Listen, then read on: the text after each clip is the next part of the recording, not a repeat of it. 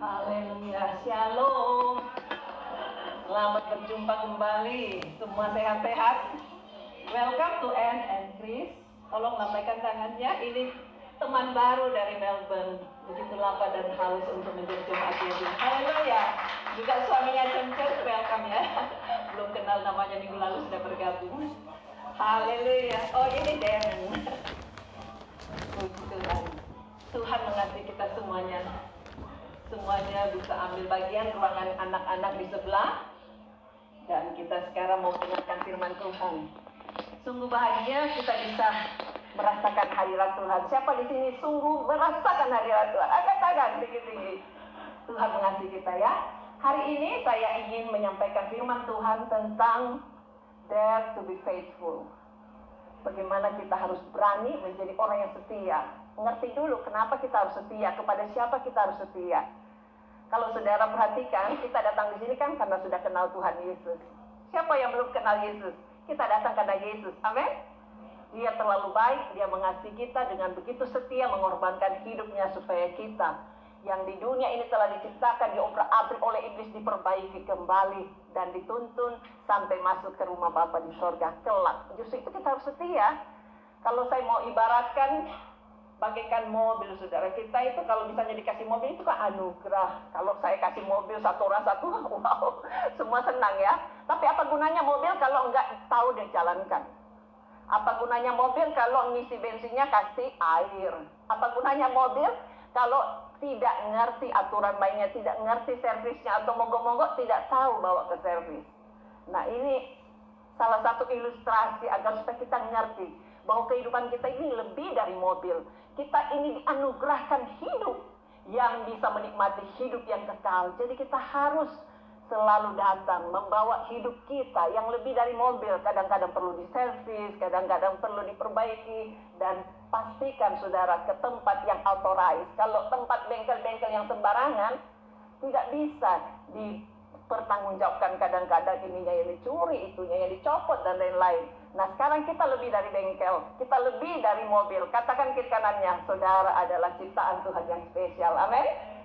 Haleluya. Kita baca lebih dahulu kenapa kita harus ikut Yesus dan bagaimana caranya ikut Yesus. Lukas pasal 9 ayat 23. Ayat ini famous banget. Siapa yang sudah hafal tidak usah baca. Sama-sama katakan. 1, 2, 3. Setiap orang, ya, katanya kepada mereka semua. 1, 2, 3. Setiap orang yang mau mengikut aku, itulah Yesus, harus menyangkal dirinya, memikul salibnya setiap hari dan mengikuti aku, ikut Yesus. 3 syarat. Jadi tidak banyak-banyak yang saya mau ceritakan. Kenapa kita harus ikut Yesus? Karena hanya Yesus yang bisa menyelamatkan kita. Sudah tahu kan? Nah, sekarang bagaimana caranya? Dia bilang kita harus ikut dia, menyangkal diri, pikul salib. Berapa lama? Tiap-tiap hari. Berarti harus setia. Tiap-tiap hari selama kita masih bernafas. Masih ada yang bernafas di sini? Oh, berarti tiap hari, setiap hari ketika saudara bernafas, oh, aku harus ikut Yesus. Bagaimana caranya? Menyangkal diri, pikul salib. Kadang-kadang ini gampang teorinya, tetapi bagaimana kita praktekkan? Nah, saya ingin ya menceritakan bahwa prakteknya itu gampang-gampang sulit. Kalau saudara mau ikut Yesus, nah ini suaminya Cen-Cen, welcome. God bless you. Mirip-mirip dengan Darwin. Nah, saudaraku yang dikasihi Tuhan, kalau misalnya kita mengasihi Tuhan dan mau menyangkal diri, pikul salib tiap-tiap hari, maka kita bisa dilayakkan untuk menjadi pengikut Yesus sampai akhir hidup kita. Caranya gimana? Karena Yesus sekarang kan kita tidak kenal. Kita tidak bisa lihat secara pribadi, tetapi lewat firman-Nya, lewat orang-orang yang memimpin kita kepada jalan Yesus, itulah yang membuat kita bisa mengikuti jejaknya. Itu sebabnya kita diajarkan dalam Ibrani 13 ayat 7. Sebaiknya saudara baca sama-sama supaya saudara ngerti. Ibrani 13 ayat 7.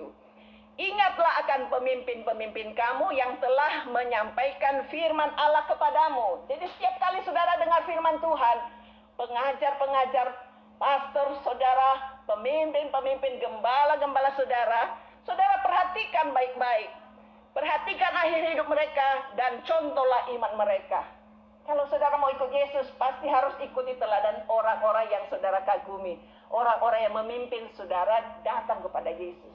Jadi sangat mudah contoh saudara ya. Saya waktu lalu tidak ngerti bagaimana caranya ikut Yesus. Tapi saya ngerti ini anugerah Allah. Jadi saya mau ikut Yesus. Jadi pastilah saya harus ke gereja. Saya harus ikut beribadah dengan tekun dan setia. Sampai akhirnya saya bilang, wah terlalu enak ini. Hidup ini terlalu nyaman. Saya merasa suatu kepastian. Menikmati segala hal-hal yang Tuhan berikan. Bayangkan segala fasilitas dengan doa yang kita permohonkan kepada Tuhan, Tuhan berikan. Nah satu ketika saya setelah mulai melangkah ikut Yesus, mendapatkan segala berkat-berkat, dipulihkan keluarganya. Waktu itu saya belum menikah. Dipulihkan segala hal yang saya inginkan. Dan Tuhan sudah jawab. Saya bilang, wah untung sekali ikut Yesus. Tapi ikut Yesus tidak sehari aja kan, masih berjalan terus. Kita belum langsung meninggal ya. Jadi kita harus merasakan, punya kepastian. Bagaimana supaya saudara bisa merasakan adalah seorang yang pasti sudah ikut Yesus? Saya katakan perlu dibaptis. Baptis itu membuat kita punya panca indera, kita punya perasaan disetting sampai kita mulai peka melihat dan mendengar apa yang kata Yesus. Kalau saudara yang belum dibaptis, ingatlah, mulai hari ini ambil keputusan. Dibaptis itu indah sekali. Chris dengan Ibu Wati telah bersusah-susah payah membuatkan kolam baptisan. Dan itu dilakukan supaya setiap kita yang belum baptis bisa ambil bagian baptis. Karena kalau kita dibaptis, firman Tuhan berkata, hukuman yang harusnya ditimpakan kepada kita diambil alih oleh Yesus. Dan kita punya nama dicatat di sorga. Itu menjadi kepastian dalam hidup kita. Jadi kalau saudara merasa tidak nyaman untuk dibaptis, ini adalah message yang sangat sulit buat saudara. Mulai tangkal diri. Karena ikut Yesus, Lukas 9 ayat 23 katakan tadi, menyangkal diri. Tahan diri. Ada satu kesaksian. Dia berkata begini, saya itu, ini seorang ibu ya, dia bilang dia mau dibaptis, tapi kepingin dibaptis sama-sama suaminya. Tapi suaminya itu pemain judi besar. Sudah hampir 40 tahun kawin, main judi terus-terus. Jadi dia bilang, suamiku tolonglah, ayo baptis. Suaminya itu tidak mau. Dia bilang, kalau aku baptis, pasti aku tidak boleh judi. Saya mau ceritakan tentang menahan diri. Kalau tidak main judi, gampang nggak? Kalau sudah biasa 40 tahun main judi.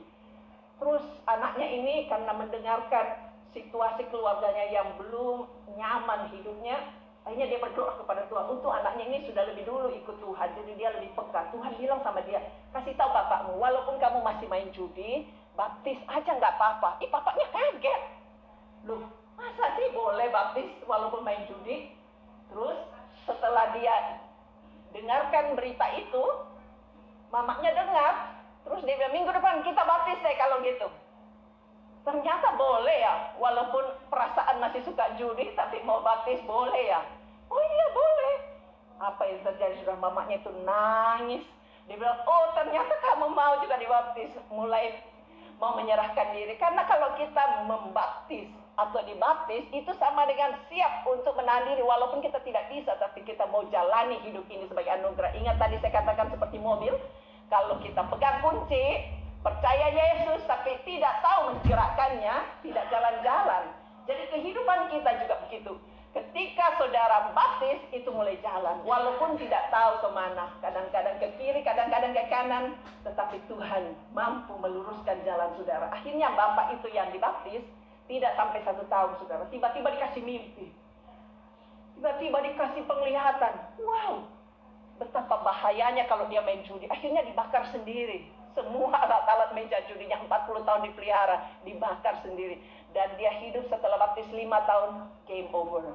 Untung nggak kalau punya kepastian dalam Yesus. Menahan diri itu bukan dengan kekuatan kita. Menyangkal diri jangan pakai kekuatan sendiri. Serahkan hidup saudara pada Tuhan. Jadi yang pertama kita tahu bahwa sangat nyaman ikut Yesus. Semua mau ikut Yesus? Ikutlah pemimpin-pemimpin saudara. Yang kedua, kita harus mau menyangkal diri, menahan diri. Jangan pakai kekuatan sendiri. Ibaratnya pakai mobil lalu saudara dorong. Ya bukan dong gasnya, pelajarin dong, rajin dong ke gereja. Supaya saudara diajarkan trik-trik khusus bagaimana supaya bisa menjalankan hidup ini. Amin. Saya kasih kesaksian.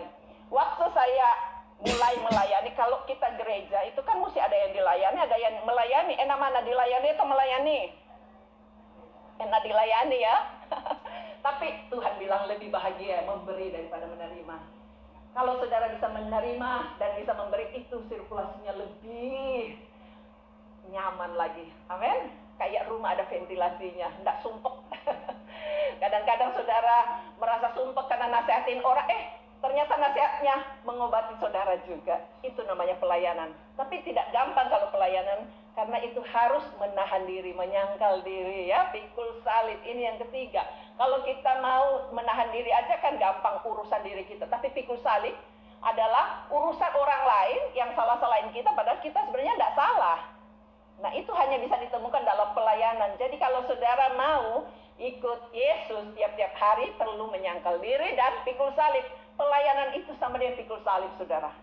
Waktu saya masih remaja, tiba-tiba saya sudah disuruh jadi wakilnya koordinator. Bangga loh. Saya lihat di sini bangga sekali, banyak jadi pelayan-pelayan Tuhan yang sudah makin memaksimalkan dirinya. Tuhan pasti akan akui saudara, akan berikan reward yang luar biasa, bukan saja di dunia tapi di surga. Saya merasakan rewardnya Tuhan ketika saya melaksanakan tugas saya sebaik-baiknya. Sehingga waktu itu saya masih kerja, saya mau kurangi pekerjaan saya. Lemburnya dibuang semua supaya saya bisa pergi besuk teman-teman. Wakil koordinator kan. Terus meeting. Ketika meeting saya buka semuanya. Begini yang kita sudah lakukan. Ketuanya nggak datang. Besoknya di gereja aku diginiin. Lu ya, cerita semua ya. Apa yang kita tidak lakukan ya? Saya tidak cerita, saya cuma laporkan. Aduh, saya sih cuma pulang nangis. Mama saya yang tidak terima. Kenapa kamu digini-giniin di depan orang? Dicerca, ditonjok-tonjok, bukan salahmu. Saya sudahlah, tapi saya punya air mata satu bantal, saudara. Itu namanya apa? Pikul salib. Masih mau pikul salib? Tidak apa-apa, karena Tuhan sudah pikul semua beban, dosa, dan hukuman kita. Kita cuma disuruh pikul salib yang sebenarnya kita tidak perlu disalahkan, tapi disalah-salahin. Siapa di sini yang tidak pernah disalah-salahin dalam pelayanan? Pastilah ada ya. Ibaratnya mobil itu ada yang melanggar peraturan, ya pasti crash. Ada yang salah parkir, ya salah lagi. Jadi kehidupan kita di dalam gereja ini bukan kemauan kita, tetapi kemauan Tuhan. Yesus membayar gereja ini dengan darahnya, membayar saudara menjadi sebuah kehidupan yang penuh dengan anugerah itu dengan darah Yesus. Jadi kita harus ikut Yesus. Kemana kita harus ikut? Taatin aja rambu-rambunya. Ikuti aja pemimpin-pemimpin saudara. Kadang-kadang pemimpin saudara tidak sesuai dengan selera, bukan saja teman atau kakak-kakak saudara. Tetapi pemimpin kadang-kadang tidak sesuai seleranya. Misalnya, saya waktu itu mau disuruh oleh bapak saya, kan belum kawin. Jadi disuruh bapak saya ke Melbourne. Mana tahu di sana kan dapat pasangan, pikirannya gitu. 3 bulan, jangan cepat-cepat balik biar lebih banyak kesempatan milih gitu ya. Pemimpin saya nggak boleh. Nggak boleh lama-lama di sini, siapa yang kerjain? Aduh, sedih nggak? Nggak digaji loh. Tapi nggak boleh, nurut atau nggak? Saya nurut. Saya nurut walaupun air mata, dan saya tidak kasih papa saya. Kalau saya kasih papa saya pasti dibilang, kurang ajar, kamu pulang aja, pergi sendiri.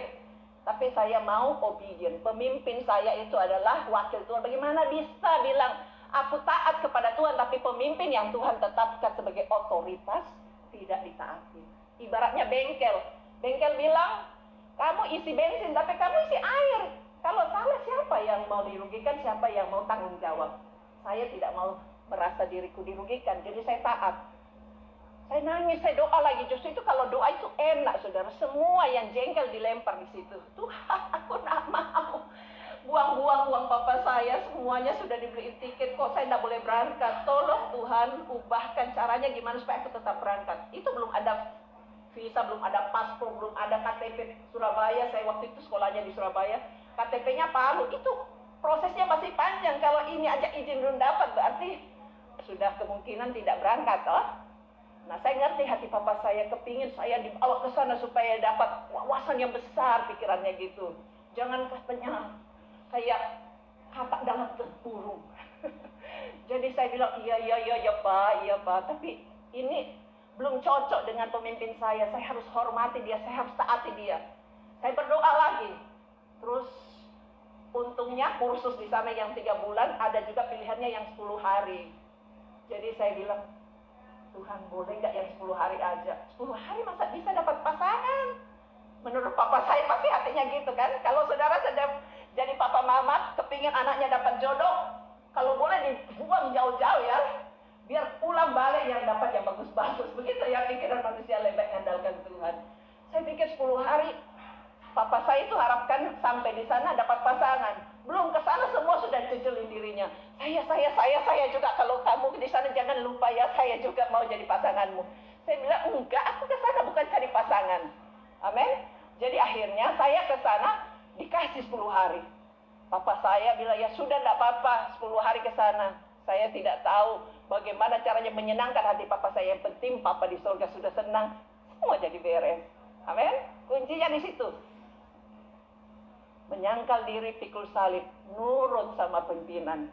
Kalau pikul salib itu tidak boleh mau-maunya sendiri. Nah akhirnya ketika saya nurut, pergi 10 hari balik-balik, menurut saudara sudah dapat belum? Saya ikut itu udah 100 orang loh yang ikut. Bisa milih nggak? Kayak orang sekolah, milih yang terbaik. Nggak bisa, izinkan Tuhan yang pilihin kita. Saya pulang tidak dapat apa-apa, malah sakit batuk. Dan kemungkinan besar tidak ada lagi yang mau kawinin saya. Ternyata ada suamiku yang paling baik memilih saya. Waktu itu sudah sembuh sih. Karena Tuhan yang sungguh luar biasa bertanggung jawab atas hidup kita. Amin. Jadi Tuhan itu baik. Nanti lain kali deh saya cerita tentang liku-liku yang lain. Tapi saudara nangkap ya, bahwa pikul salib itu harus ada ketaatannya. Ikut Yesus. Nurut pada pemimpin. Kalau kita tidak nurut kepada pemimpin, bagaimana nurut kepada yang tidak kelihatan? Kepada istri-istri juga begitu. Cobalah nurut kepada suami. Amin. Senang nggak suami kalau diturutin? Kalau kita tidak nurut kepada suami, bagaimana bisa nurut kepada yang tidak kelihatan? Jadi pastikan ibu-ibu yang mau cari mantu, yang pinter mijit, yang pinter masak, ya toh? Yang pintar bilang, kom, ayo makan, kom, minum kopi. Saya diajarin pastor saya gitu. Soalnya gimana? Kalau selisih paham terus bilang, biarin makan sendiri. Akhirnya ribut, pergi dari rumah. Jadi kita harus panggil dia, ayo ko makan ko, ayo ko minum kopi ko, mau dipijit ko. Senang nggak suaminya? Amin? Nah saudaraku yang dikasih Tuhan, ini tip-tip sedikit aja. Nah, suami-suami senang berbunga-bunga. Nah, saudara yang dikasih Tuhan, jadi kita itu cuma belajar 3 perkara untuk setia. Gampang nggak untuk setia? Cuma apa? Pertama kita harus apa? Ikut Yesus. Yang kedua apa? Menyangkal diri. Terus yang ketiga? Pikul salib. Tidak ada yang lain. Nah, akhirnya kita akan coba perhatikan ayat dari Ibrani 12 ayat 1 sampai 4. Kemudian saya serahkan kepada musik, tolong naik ke atas, kita akan nyanyikan satu pujian. Ibrani 12 ayat 1 sampai 4. Ayat ini menjadi standar mengapa kita harus ikut Yesus dan bagaimana caranya sebagai conclusion ya. Sudah dapat? Kasih satu-satu aja supaya tidak susah bacanya. 2, 3. Karena kita mempunyai banyak saksi bagaikan awan yang mengelilingi kita. Terus marilah kita menanggalkan semua beban dan dosa yang begitu merintangi kita dan berlomba. Dan berlomba. Terus apa? Ibrani pasal 12 ayat 1 sampai 4. Marilah kita melakukan ulang. Marilah kita melakukannya dengan mata yang tertuju kepada Yesus yang memimpin kita ke dalam iman dan yang membawa iman kita itu kepada kesempurnaan, yang dengan mengabaikan kehinaan tekun memikul salib ganti sukacita yang disediakan bagi dia yang sekarang duduk di sebelah kanan tahta Allah. Catat ayat ini dalam hati saudara. Jadi saudara disuruh pikul salib ikut Yesus bukan karena maunya seseorang, tapi supaya kita dapatkan hidup yang kekal. Apa gunanya kalau kita hanya bisa taat sementara, tapi biar kita taat sampai Tuhan Yesus datang kembali. Amin. Kita nyanyikan pujian ini akan menggugah kita. Tiada yang dapat untuk bisa menolong kita, hanya Yesus. Saya undang jemaat bangkit berdiri, kita nyanyikan pujian ini. Thank you Lord Jesus. Kami mau untuk menjadi pengikut Yesus yang setia di dalam nama Yesus. Kami lepaskan berkat-berkat. Kami berdoa Tuhan, biar setiap anak-anak-Mu memiliki hati yang mau setia. Sama-sama. Pisahkan dari terangnya kasih-Mu, Kau hadirkan ketenangan yang tak bisa dunia berikan. Ini Kau pegang hidupku dan Kau hapus kesalahanku. Berharganya pengorbanan. Amin. Memberikan keselamatan. Kau hadiri setiap langkahku.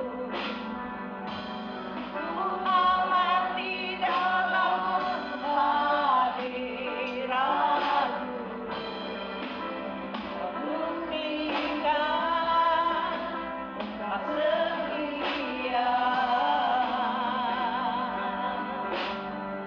Yesus, kalau Engkau tinggikan tandaku berserah kepadamu. Selamanya Kau setia.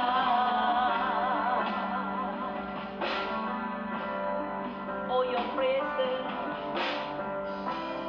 oh your presence never leaves me, and you'll never forsake me. Oh your presence never leaves me, and you'll never forsake me. Oh your presence, yes, oh Lord. Serahkan rohmu kepadanya.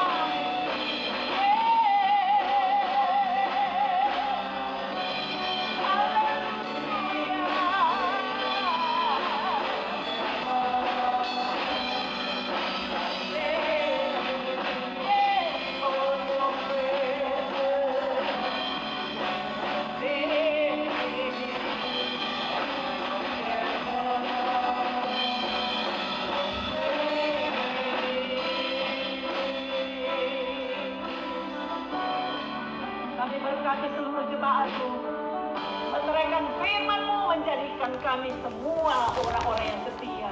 Karena Engkau telah bahagiakan kami, bantu kami untuk menahan diri, mampu untuk menyangkal diri pikul salib tiap-tiap hari sampai Tuhan Yesus datang kembali. Terpujilah nama-Mu, di dalam nama Yesus kami berdoa dan bersyukur. Amin. Silakan duduk kembali. Saya kembalikan pada Pak